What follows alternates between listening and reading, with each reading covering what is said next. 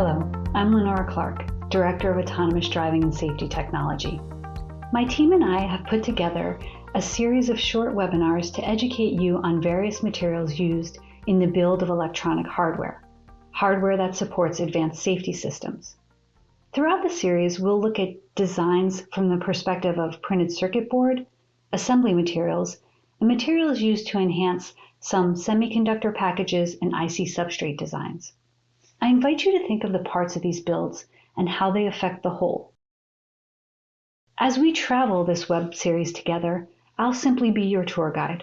I'll show you some cool things from a materials perspective, but ultimately you know your designs. You understand their challenges and the overall performance expectations. You'll choose the appropriate materials to deliver success in your product. But to help you achieve this next level of autonomy, I'll supply you with valuable information and focus on 3 areas: form factor, performance, and reliability. Today we will explore radar sensors. They're actually one of the main systems among advanced safety offerings. As a society, we're inundated with transportation choices. Your location and lifestyle likely dictate your preferred method.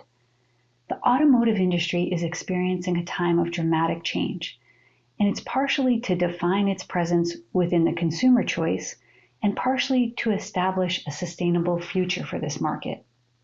Safer vehicles that travel more efficiently will affect us socially, economically, and environmentally. The simplicity of making a vehicle safer actually has pronounced positive impacts on us in so many other aspects of our lives. So what does the road to a safer vehicle look like? As we travel this path to full autonomy, the car form and function will completely change as we know it. The Society of Automotive Engineers describes this in levels. Level 0, the driver makes all the decisions. In level 2 and 3, the car informs the driver of hazards and in some cases may interfere with the car for a better outcome. Finally, level 5, the vehicle completely drives itself. In new car offerings today, in the new introductions today, they're delivering level 2 and level 3. And a great example of this is lane departure warning and collision avoidance. So if you're an ADAS engineer, you understand how these things work. But do you understand how material properties affect the system? Let's take a look at how these systems work and the hardware associated to their function. The technology used for advanced safety systems such as automatic emergency braking, blind spot detection, and collision warning are forward-facing cameras and radar sensors. Today we'll dive into the design and the function of the 77 GHz radar sensor. I'll explain why automotive moved from 24 to 77 GHz, and we'll discuss the effects that has on material choice for proper performance. Radar is an acronym for radio detection and ranging. It utilizes a military combat technology. Basically, an antenna sends out a signal and then receives that signal back. In our case, the antenna to create this function is a very specific circuit design. When the signal is sent out and hits an object, then is returned, it gives us information about the distance and the speed of the surrounding objects. In automotive, the first advanced safety system offered was blind spot detection. It was introduced by Volvo as a camera in the side mirror, and it warned the driver of objects in the blind spot. This feature was later offered by other car makers using radar sensors. Again, the system informs the driver through lights or beeps that something's in the blind spot, and it was originally designed to be used at 24 GHz.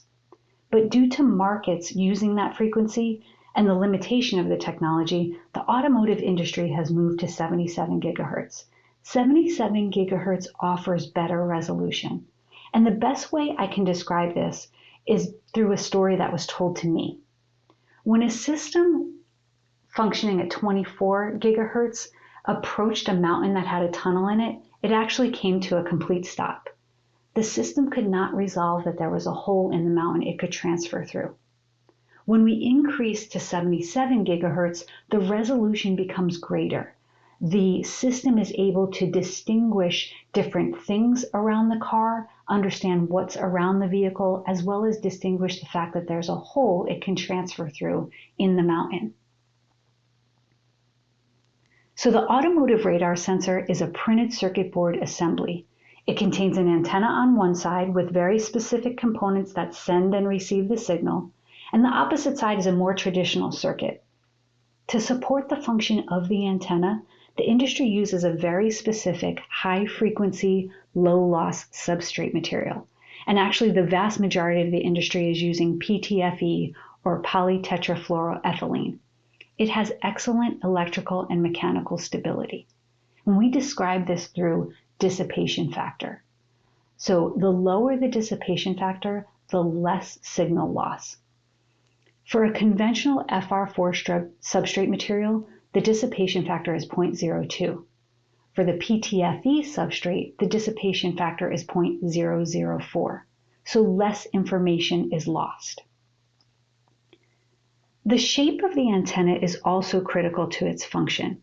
We understand that as frequencies increase, the tolerances become more critical. This simply means that the shape of the antenna plays a more predominant role in its function. So for a radio frequency circuit, insertion loss is basically the sum of multiple components.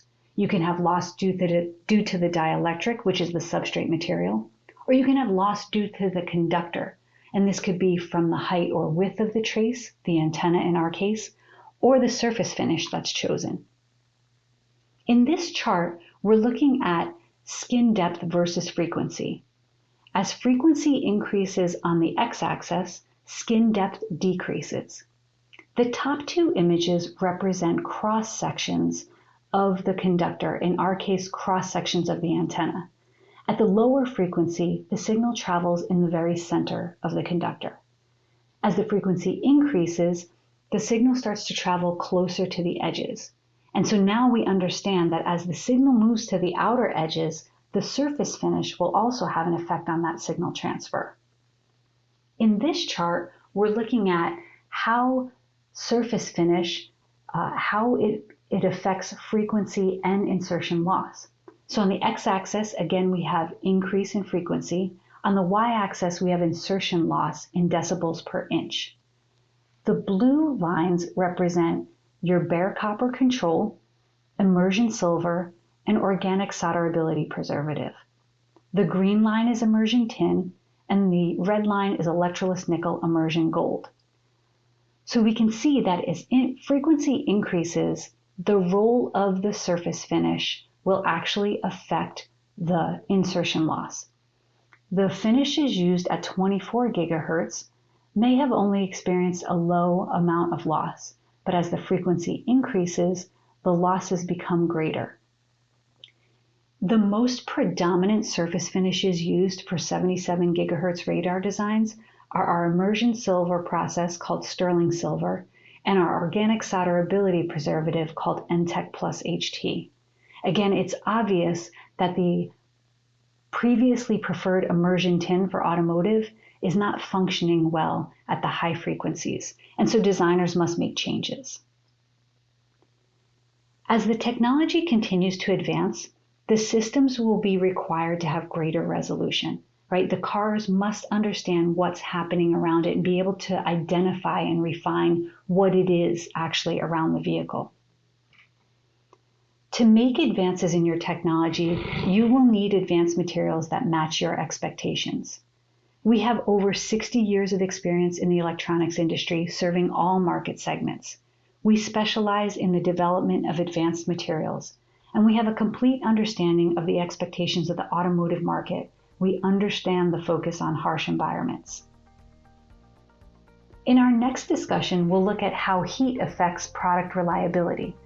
We'll specifically look at enhanced solder alloy to address current material shortcomings. I thank you so much for joining me, and I look forward to continuing this discussion with you.